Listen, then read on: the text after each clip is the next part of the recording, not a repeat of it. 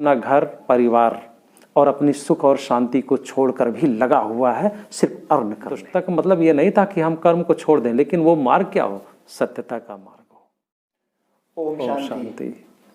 दोस्तों एक बार फिर से स्वागत है आप सभी का हमारे इस नए वीडियो में एक नए टॉपिक के साथ। और आज का प्रश्न बहुत ही ज़्यादा रोचक होने वाला है, क्योंकि अक्सर हमारे मन में ये शब्द जो है वो घूमा करता है कि जितना है उतने में ही सुखी रहो, खुश रहो, संतोषम परम सुखम।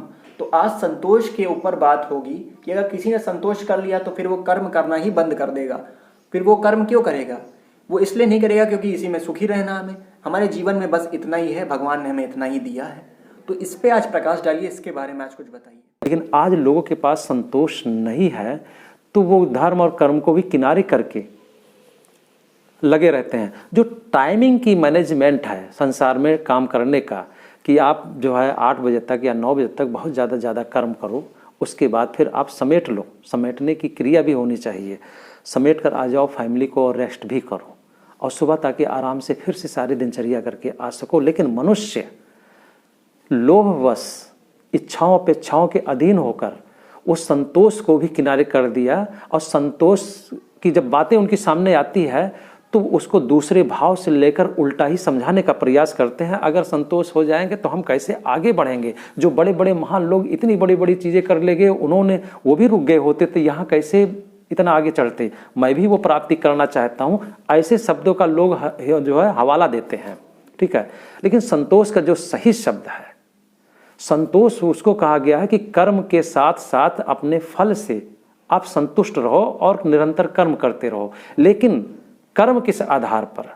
संतोष कौन रह सकता है, संतोषी कौन हो सकता है?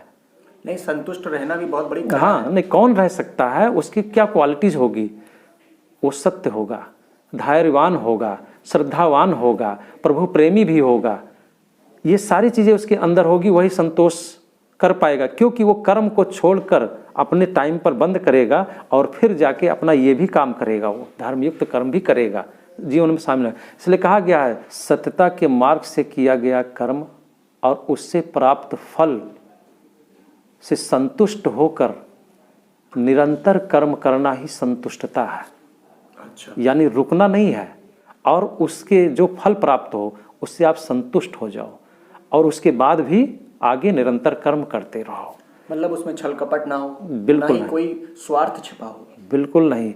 तब जानते हैं ऐसा कर्म संतोष रूपी गुण को जन्म देता है, धैर्यता को जन्म देता है, विश्वास को जन्म देता है, जो देश और समाज के लिए हितकर होता है। एक बहुत प्यारी सी मुझे एक कहानी याद आती है, छोटी सी एक बच्ची की कहानी। एक गांव में अकाल पड़ गया, तो वहाँ का जो मुखिया था उसने सोचा कि बच्चों के लिए हम भोजन का दान करेंगे। तो रोज़ भोजन के लिए उसने कह दिया कि लगातार 6 महीना बच्चों के लिए भोजन फ्री सबको मिलेगा। तो गांव भर के बच्चे इकट्ठा होते थे और वहाँ रोटी बंटवाया जाता था। तो लोग बच्चे आगे पीछे धक्का धुक्की करके पहले लेने का प्रयास करते थे। तो अंत में एक छोटी सी बच्ची वो लास्ट में आती थी, जो भी टुकड़ा मिलता था बचता था उठा कर लेके चली जाती थी, और उससे वो संतुष्टता में रहे कि हाँ बिल्कुल। वो फिर ऐसे उसका प्रतिदिन चल रहा था। तो जो मुखिया था वो बैठा देख रहा था कि ये जो है बच्ची लास्ट में आती है, जब सब चले जाते हैं जो मिलता है ये लेकर चली जाती है खुशी खुशी, कुछ बोलती भी नहीं है, शांत प्रयास भी नहीं करती जी। तो जाके उस मुखिया ने पूछा कि तुम जो है लास्ट में क्यों आती हो, और इससे तो तुम बहुत छोटा से पाती हो टुकड़ा। तो उसने कहा कि मेरी माँ ने यही सिखाया है, संतोष का गुण। कहा मैं इसलिए कहा कम नहीं, मैं अपने भाग का पा जाती हूँ ना, पर्याप्त पा जाती हूँ, क्योंकि मैं ठोकर से इन सब से मैं बच जाती हूँ, धक्का मुक्की से भी बच जाती हूँ, शांति से। ये बराबर चलता रहा। तो वही हाल कई बार चला। तो एक बार वो बच्ची घर पर रोटी लेकर गई, तो जब उसकी माँ ने रोटी तोड़ा तो उसमें से एक सोने की नग निकली। अच्छा। तो सोने की नग निकली तो उसकी माँ ने कहा कि बच्ची एक काम करो, ये रोटी पर हमारा अधिकार है, इस नग पर नहीं। ये नग आप ले जाके उस मुखिया को वापस करके आओ। तो बच्ची गई तो मुखिया के सामने, और उसने कहा कि ये नग निकला है उसमें सोने का, ये आप रख लीजिए, ये मेरा नहीं है। तो वो देखकर बहुत आश्चर्य करने लगा कि इतनी ईमानदारी और इसके अंदर इतनी संतुष्टता भी है कि ये लास्ट में आती थी और खड़ी रहती थी। तो कहा कि बच्ची, मैं तुझे रोज देखता था कि जब सब चले जाते थे लास्ट में आती थी, तुम वहाँ इंतजार करती थी इतना। तो कहा हाँ, मेरे इंतजार का फल मुझे मिलता था और मुझे जो मिलना है मैं लास्ट में लेकर जाती थी। तो कहा ये क्यों वापस कर रही है? तो कहा ये मेरी माँ ने कहा ये मेरा अधिकार नहीं है, मेरा अधिकार रोटी पर है जिसके लिए मुझे बुलाया गया है, ये आपको देने के लिए। आप सोचो, सच्चाई भी है, ईमानदारी है भैया, शांति। और अगर वही चीज़ें वही रोटी जो नग लगा हुआ सोने का था और बच्चे पाए होते तो क्या उसके घर वाले वापस लाते?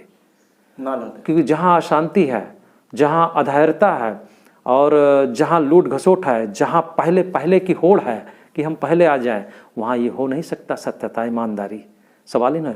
तो ये कहानी ही हमें स्पष्ट सिखाता है कि हमें कैसे अपने जीवन में कर्म करने हैं।